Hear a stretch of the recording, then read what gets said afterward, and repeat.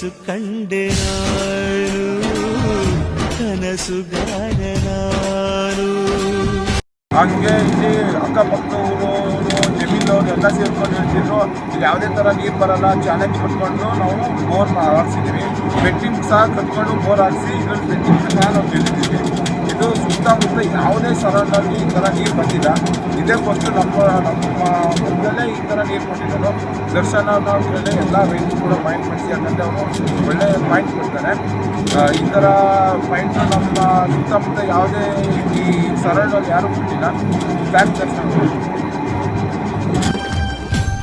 ಈ ಪ್ರೀತಿಗಾಗಿ